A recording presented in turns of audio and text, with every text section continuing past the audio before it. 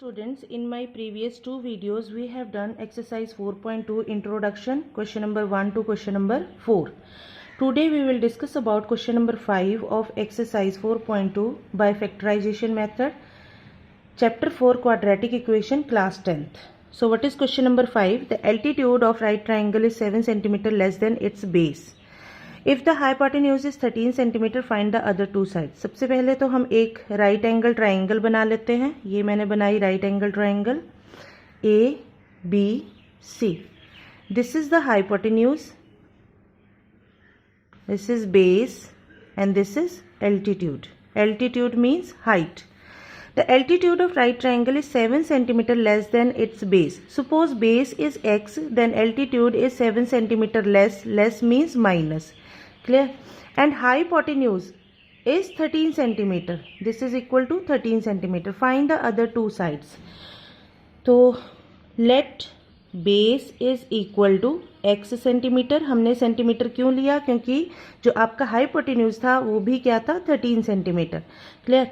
तो altitude is equal to x minus 7 centimetre and hypotenuse is equal to 13 centimetre. Then according to Pythagoras theorem, अब Pythagoras theorem के according hypotenuse square is equal to base square plus perpendicular square. Clear? So hypotenuse is equal to 13 का square is equal to base का square, that is x square plus perpendicular means x minus 7. Altitude is known as the perpendicular. Clear? This is known as the perpendicular. x minus 7 whole square. तो हम x वाली terms को left hand side में लिख लेते हैं और constant term को राइट हैंड साइड में लिख लेते हैं. तो इससे कोई फर्क नहीं पड़ेगा. X square plus X minus 7 whole square is equal to 13 का स्क्वायर मीन्स 169. ब्रैकेट ओपन करेंगे. एक्स स्क्वायर प्लस इस फॉर्मूले के according a minus B whole square is equal to a square plus b square minus 2ab. इसके according X square plus 49 minus 2 7 14x और ये minus 169 is equal to 0. Clear? So X square plus X square is equal to 2x square minus 14x और 49 और 169 दोनों को minus करो क्योंकि इसके साथ माइनस है और इसके साथ क्या है? Plus. Plus minus minus 49, 9 minus 9 0, 6 minus 4 2 और यहाँ पर क्या आएगा? 120. तो बड़े नंबर के साथ माइनस है इसलिए माइनस 120 इज इक्वल टू 0. अब ये सारी की सारी टर्म्स जो हैं वो 2 से डिवाइड हो सकती हैं, इसलिए मैं 2 से डिवाइड करूंगी. X square minus 2 7 14x minus 2 into 60 is equal to 120. So ये इक्वेशन बन गई. अब हमें मिडल टर्म की स्प्लिटिंग करनी है फैक्टराइजेशन मेथड के लिए. तो हम कैसे स्प्लिटिंग करेंगे इसकी?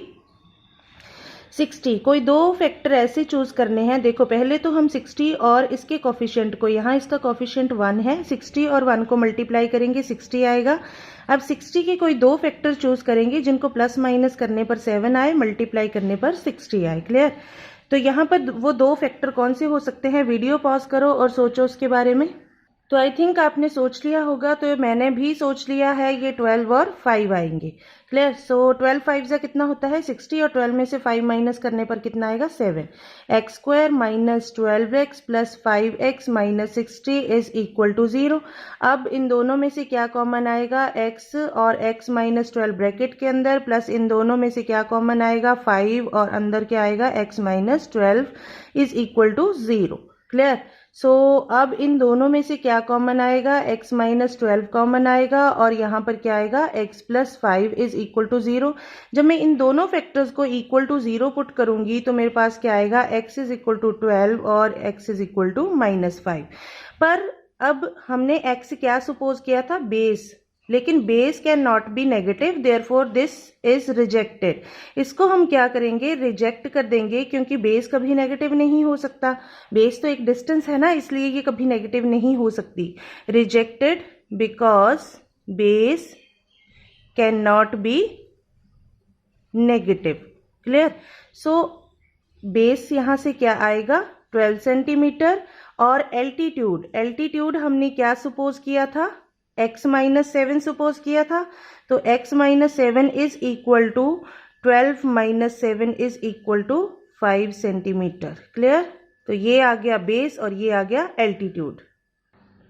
Now question number 6. A cottage industry produces a certain number of pottery articles in a day. एक दिन में कॉटेज इंडस्ट्री जो है वो कुछ सर्टेन नंबर प्रोड्यूस करती है। अब वो नंबर पर्टिकुलर कितना है ये नहीं हमें क्वेश्चन में बताया। और आगे क्या लिखा है, it was observed on a particular day that the cost of production of each article in rupees was 3 more than twice the number of articles produced on that day।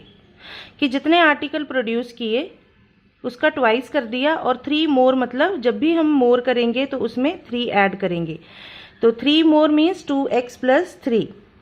If the total cost of the production on that day was ₹90, जितने भी article produce किए उन सभी की total cost कितनी है, ₹90। Find the number of articles produced and the cost of each article. Clear. तो अब यहाँ पर हमें लास्ट में पूछा है find the number of articles, तो हम यही सपोज कर लेंगे let the number of pottery articles produced in a day is equal to x। मान लो कि इतने आर्टिकल उसने प्रोड्यूस किए। क्लियर। अब उसने आगे क्या बोला, फिर से देखो, it was observed on a particular day that the cost of production of each article was 3 more than twice the number of articles. Cost of production क्या बोलता है ये,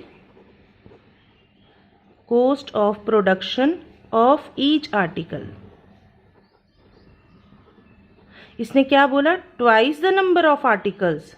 देखो फिर से, if it was observed on a particular day that the cost of production of each article was 3 more than twice the number of articles। 3 more than 2x plus 3 more than twice the number of articles।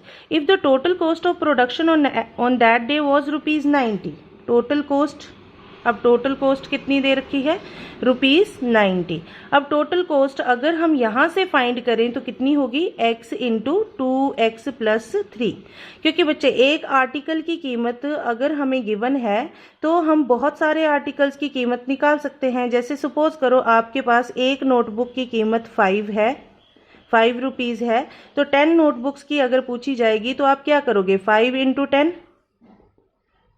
Into 10 करोगे। Means आप number of articles को किसके साथ, number of articles कितने हैं, 10, number of articles को किसके साथ मल्टीप्लाई किया आपने, 5 रुपीज़ के साथ। तो इसी तरह से यहाँ पर हम सपोज कर लेते हैं नंबर ऑफ आर्टिकल्स 10। क्लियर, मेरी बात क्लियर हो रही है। जैसे कि सपोज करो आपके पास नंबर ऑफ आर्टिकल्स कितने हैं, 10, और एक नोटबुक की कीमत कितनी है, 5। तो हम क्या करेंगे, 10 इंटू 5 करेंगे और टोटल नोटबुक्स की कीमत निकाल लेंगे, ₹50 आ जाएगा। तो आपने नंबर ऑफ आर्टिकल्स को एक आर्टिकल की कीमत से मल्टीप्लाई किया। इसी तरह से हम x, यहाँ पर नंबर ऑफ आर्टिकल्स थे और एक आर्टिकल की कीमत कितनी थी, 2x प्लस 3, तो हम उसको मल्टीप्लाई करेंगे x इंटू 2x प्लस 3, तो हमारे पास टोटल कॉस्ट आ जाएगी। अब हम इसको मल्टीप्लाई करेंगे, क्या आएगा, 2x स्क्वायर प्लस 3x, इस 90 को इस साइड लेकर आओ, -90 इज इक्वल टू 0। अब हमें इसको और इसको मल्टीप्लाई करना है, 180 बनेगा, और 180 के हमें दो कोई फैक्टर चूज करने हैं जिनको प्लस माइनस करने पर क्या आ जाए, 3 आ जाए। तो इसके वो दो फैक्टर कौन से होंगे, 12 और 15। ठीक है, 12 और 15 को मल्टीप्लाई करोगे 180 आएगा, और 15 में से 12 माइनस करोगे कितना आएगा, 3 आएगा। तो ये 3 मुझे मिल जाएगा। तो अब हम क्या करेंगे, इसकी स्प्लिटिंग करेंगे मिडिल टर्म की, दो पार्ट्स में स्प्लिट कर देंगे इसको। सबसे पहला पार्ट होगा 15x और दूसरा पार्ट क्या होगा इसका, -12x -90 इज इक्वल टू 0। तो यहाँ पर इन दोनों में से अब क्या कॉमन आएगा, x कॉमन आएगा, तो 2x प्लस 15, और इन दोनों में से क्या कॉमन आएगा, -6 कॉमन आएगा। तो यहाँ पर क्या आएगा, 6 2 ज़ा 12 होता है, इसलिए 2x, और यहाँ पर प्लस, और 15 6 ज़ा 90, सो ये हेयर 15 इज इक्वल टू 0। अब यहाँ पर प्लस क्यों लिया, क्योंकि प्लस माइनस माइनस। क्लियर।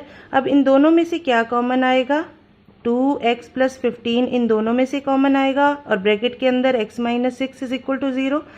यहाँ से हम दोनों लीनियर फैक्टर्स को इक्वल टू 0 करेंगे, तो 2x इज इक्वल टू -15 और x इज इक्वल टू 6, और यहाँ से x इज इक्वल टू -15/2।